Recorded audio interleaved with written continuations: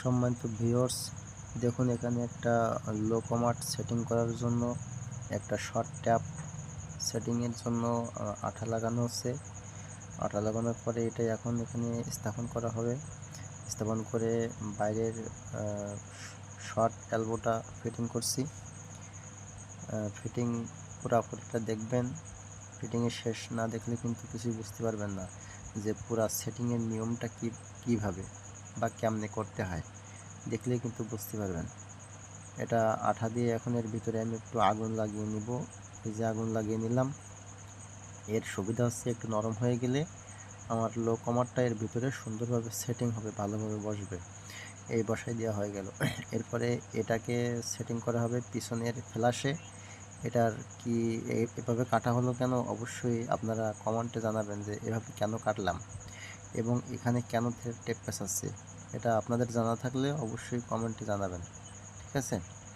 আর অজানা কিছু থাকলেও প্রশ্ন করবেন, আশা করি উত্তর দেওয়ার চেষ্টা করব।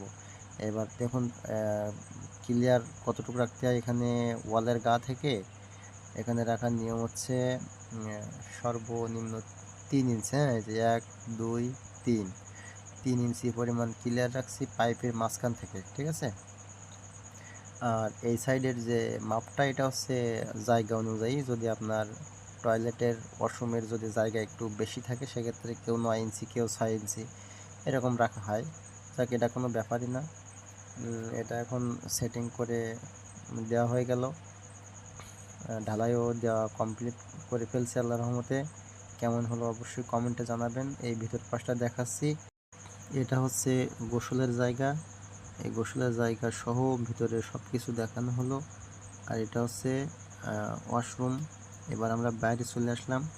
এখানে এলবো দিয়ে ফিটিং করা হয়েছে এবং মাঝখান বরাবর রাখা হয়েছে একটা টি। এটা হচ্ছে উপর তলা যদি করা হয় তাহলে উপরতলায় ওঠার জন্য। এটা কিন্তু গ্যাস পাইপ এখান থেকে খুলে দিয়ে এখানে কিন্তু উপরতলার লাইন করা হবে। কেমন হলো আপনারা অবশ্যই কমেন্টে জানাবেন। ধন্যবাদ। আসসালামু আলাইকুম।